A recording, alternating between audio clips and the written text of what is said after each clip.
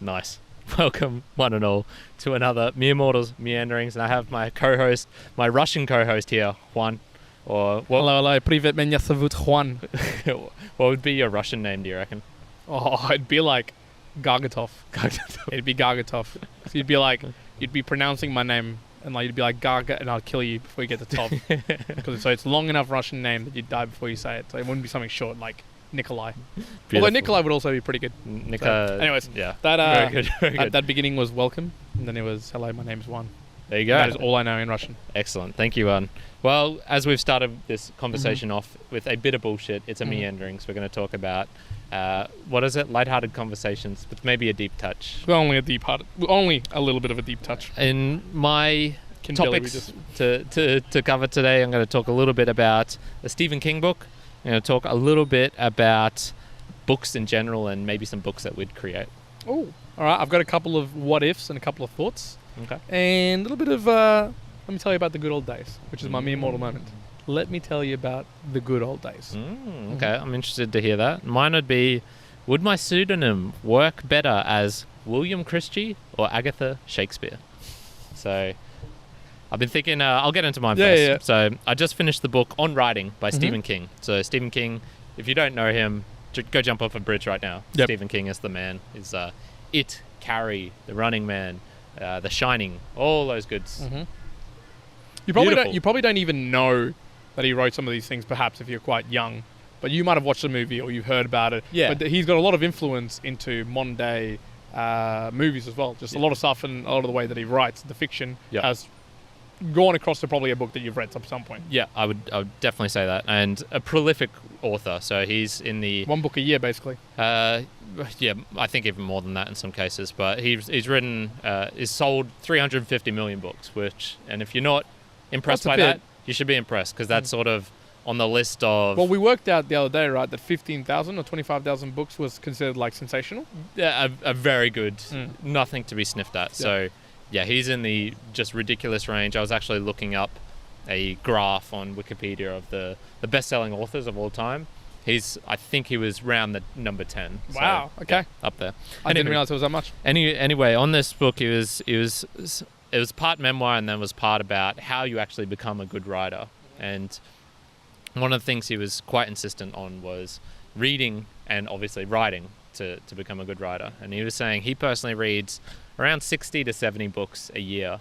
And I thought, I'm actually doing that at the moment. I'm halfway to being one of the best writers of all time. I just got to do the writing part. So how would you, if you had to write a book, what would you write it about? What would be your book? What would it be about? Yeah. Well, what would be your book's name and what would it be about?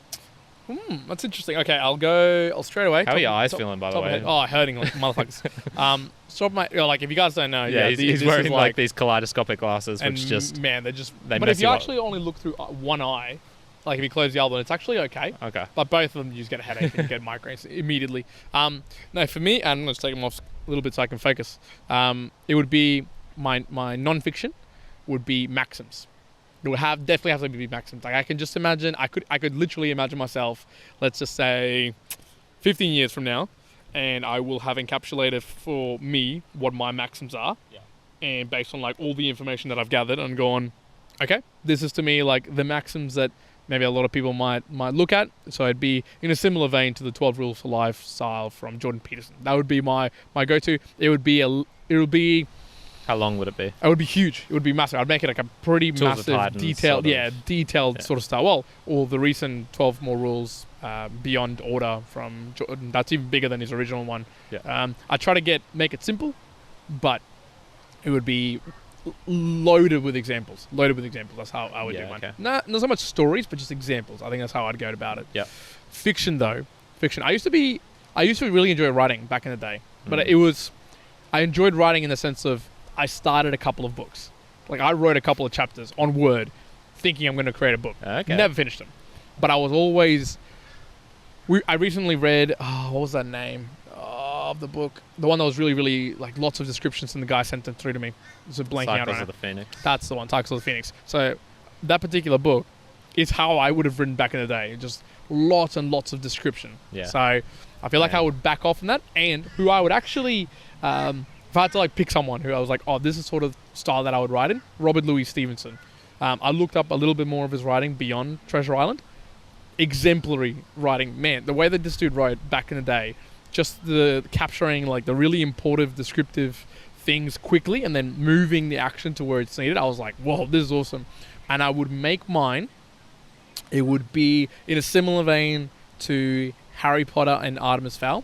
So it would be a going big. So it's going massive, but it would be set. It would be set in Mars. Like it would be set on another planet, not Mars. Let's just say it would be set in a completely different planet that would be akin to Earth. So similar to Earth, but let's just say like in another galaxy, and it would have lots of similarities with the way that we live here, but with lots of really crucial differences. Okay. So there might be things where humans actually live underneath the ground, like lots of kilometers underneath, and we use convection waves from magma lava and blah, blah, blah, blah, blah. And then there's like the topsiders, there's the outsiders, who are like, people think are the monsters, but the cool twist of it all is that it's actually people from Earth who have traveled and are trying to like say hello to them. I thought about this when I was like 10 years old, that particular story. Okay. I wrote it. I remember reading a couple of chapters and I had like people's names figured out. I had everything figured out and I wrote it. I can recall, I really descriptively thought and wrote about the spaceship and like the colors of it and the metallics and the side. I like even drew it. I remember doing that. That's what my book would be about. Okay. So. And did you give it up because after rereading that section, you were like, "Oh God, this is horrible." Trash. Yeah. No, I gave it up. I think it was just like a lack of, drive to do it. It was like I wrote a couple of pages, and I was like, yeah, I'd rather just keep on reading, whatever. So nice, those would be my books. Okay, that's good. And you actually answered both because I knew you'd go for the non-fiction one. I knew that would be your first. That'd be something there. Yep. Mine would be, yes, same thing.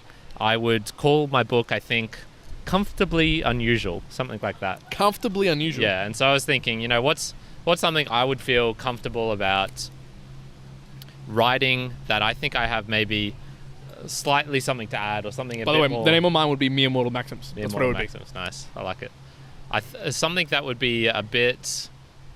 Yeah, that I could contribute and that maybe hasn't been said before, or it's just not promoted at all. So mine was, I guess, memoirs and tips on how I'd go about things in a weird or an unusual way. So, for example, I think it's hard to really find a book where it's someone who's showing how you can be uncomfortable, you can be weird, and it's all good. So I would go about that. And I noticed this the other day because I was talking with someone about running, and I was like, so I've been, practicing for a marathon, going out, doing these things. And then he's like, so where you been going? I was like, I just chose an AFL field and just ran around circles, 80 times. And he goes, no, that's pretty weird. Like, why would you do that? I just went, I suppose it is, isn't it? Yeah. So I would choose things like that. I think I would go, this is how you can be weird, uncomfortable, do strange things, and not follow the normal path, and try and provide examples from my own life of how I would go about doing that. Yeah, I think to even be more explicit, mine would be of the maxims, and I would try to draw in examples from like all the well-known people that I could imagine and trace them into like a one thread. So like I'd find all these maxims and thread them back to like people who have succeeded in all whatever aspects of their fields, to find like, see, this is the examples where this came from and stuff like that. Very usual to those sort of books. But I'd enjoy doing that. That would be, that for me would be like my lifetime review of my maxims. Yeah. That'd be sort of thing. That could be fun. For me, the fiction part, and I was going to say, Stephen King would be trash in your book, man. He was very explicit, and don't get too descriptive. Don't go overly like into the details about what the spaceship looks like or whatnot. It's all about the story. Like, it's got to be the story. The description, no one gives a shit. I agree. But I agree to an extent where the way that Robert Louis wrote it, it was, I've got to be specific here, I've got to be precise.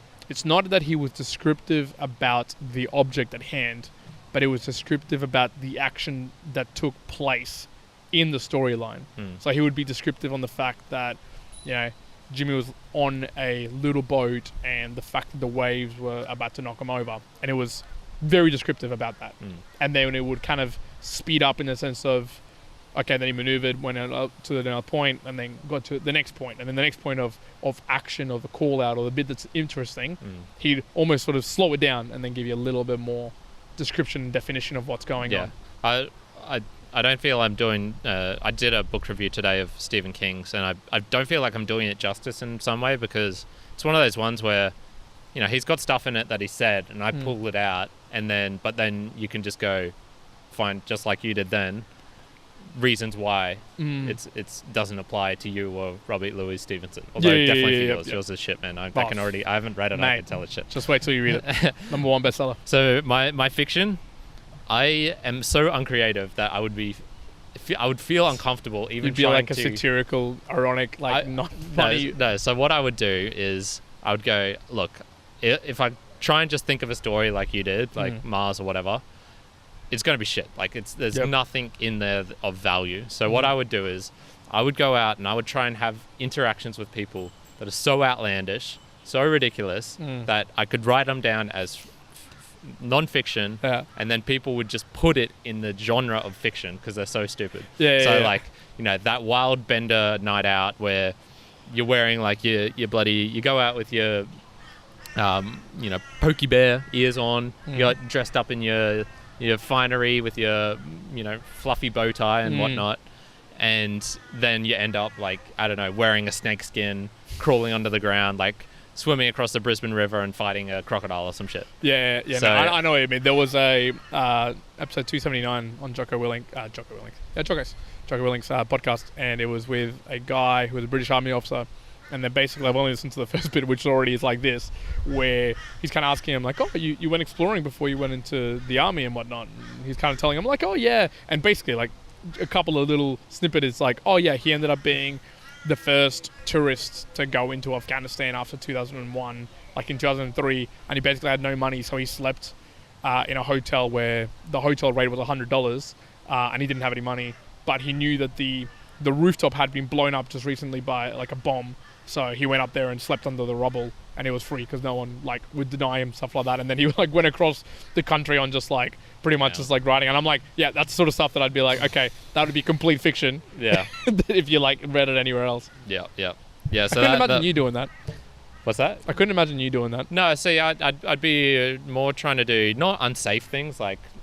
But just really funny, like outlandish like things. getting into just such wacky situations. Like people go, this can't be real. Like this is what is this? This is that's how I would try. And Okay. Nice. Nah, I like that. Okay, well, mine's let me tell you about the good old days. So I thought some people nowadays they say, oh, let me tell you about the good old days, or I remember when whatever. What do you think? Let's imagine it's 2070 right now, 2070, 2080. And we look back and we go, oh, let me tell you about the good old days. What would you reminisce over? Like, what would you go and say, oh, man, I really remember when life was like this. So I'll let you think about it slowly. Mine were the lack of computers and AI in everything that we do. So I think that in the future, I'm thinking 2070, 2080, I will look back and go, look, I remember a time when AI and computers went in everything, like Internet of Things style. Like, probably by then we'll have literally computers into our skin, like our shirts, all the items we wear, wherever we go, all the buildings, everything will have some sort of sensor to tell like how warm you are, what's the temperature, your heart rate's going too high, all these things, which have some positive. But I think I could find myself reminiscing and going, I remember a simpler time when you weren't overwhelmed by all this data and all this information coming at you. Yeah. I would say something along the lines of not being able to find exactly what you want. I have a feeling in the future you can get that song that you heard 20 years ago and just go it sort of went like da ding dong da din din din bang and got it. Yeah, bam, exactly what you want. That doesn't really happen now, although there are of course some YouTube comments of music videos where you go and it's like, oh, I found this through, the song, the beep beep song or the submarine song or some shit.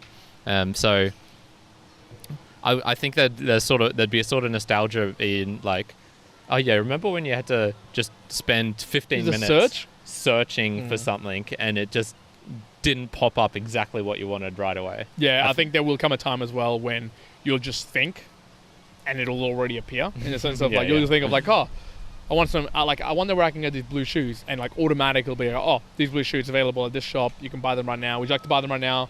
Put it through the credit card. Oh, done. Already, cool. Let's be already send it to you.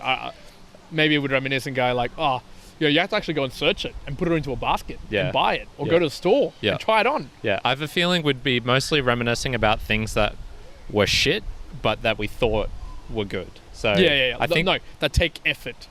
That take effort in the sense of like maybe, we'd be like, oh, you had to do this. Like you had to go and do this. Oh, like remember those days? And like convince yourself like, oh man, I really used to enjoy driving, and then no one drives anymore. That sort of thing. I'm not sure there'll be anything.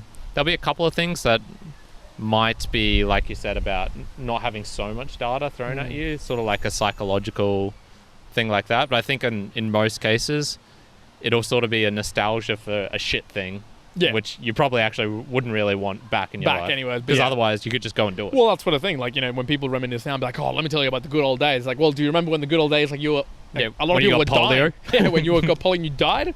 Like, when you're going through the war, like, shit, that wasn't good. I think the other one, though, I do believe we will reminisce about no physical cash. Okay. I think there will come a time when coins, cash, like the ability just like having a bit of cash and just being able to buy something, I think that you will be able to look back and say like, oh, look, let me tell you about the days when we use cash. Because I just see like there will be no cash in 2080. Like there just will be none. It'll just all be digital or cryptocurrencies or a digital coin or whatever. And it'll be all digitized. I don't see that being cash anymore. Yeah. So okay. I think that's that'll be my other probably right up point. there. Just want to, nothing else really stands out to me as. I just really hope things get way better. Like imagine it's like World War III, we're all like back in the dumps, and then it's like, let me tell you about the good old days. Yeah, let me tell you about the good old days, and then everyone's like, holy shit, that does sound really good. That does sound really good. Yeah, when we had freedom. Yeah. Well, that's one thing actually. Do you think that perhaps we might get to a state where we'll look back and be like, oh, we had freedom to talk, like to say everything that we wanted to? Because there is a little bit of a trend nowadays where, if you were to speak out on social media about even our climate change conversations that we've been having over the last couple of weeks, maybe in 2080, like if you were to say, oh, but you could be doing something better for climate change, people just outright go like, nope, immediate ban, immediate cancellation. You cannot say that. No, for one thing, I think that stuff's always been around. Okay. My dad talks about how when he was working in a high school, the meetings that he had to go to, he hated them just because they were so politically correct. Like you could not say a single thing. So it was going around like ages ago. Think about when feminism was really in its, I guess, like, I want to say like angry days. So where 60s, there was 70s, 80s. There was very strong push, and that was when he was saying like, yeah, you couldn't hint at anything being feminine because you'd get latched upon and just devoured, especially in a profession like teaching where it's 90% women or whatever. So that sort of stuff's been around. I think we'll actually reminisce and look at having too much freedom, for example. So maybe there is something nice about just being told what to do for most people for a lot of things, and then you go, you know what? I'm glad there wasn't too much freedom. Yes, maybe, perhaps. I've got a little what if for you. Okay. Well, not what if, but just what would you prefer? Would you prefer to be Elon Musk or a monk? I'd say a monk just because I know all of, well, I don't know all of them, but I've heard some of Elon Musk's flaws. Yep. And I mean, he even said it himself on like the Joe Rogan show. Like, I'm not sure you'd want to be me. Yeah. That doesn't sound like a person who's having a lot of fun. Yeah. So monks, just take a general monk. I'd probably choose the monk. Yeah. Yeah, it was interesting when I came up with the question. I thought, this is going to be and I thought, oh no, I think Kyrin's going to be really easily a monk. And the more I thought about it, I think, well, Elon Musk would be really cool and to be thinking and be right at the edge of everything that's happening. Sounds interesting and sounds really cool and fascinating.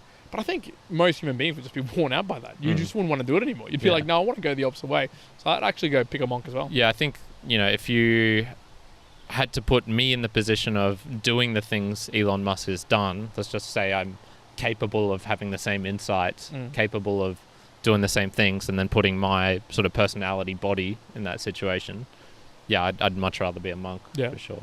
There you go. Yeah. Very good. Yeah.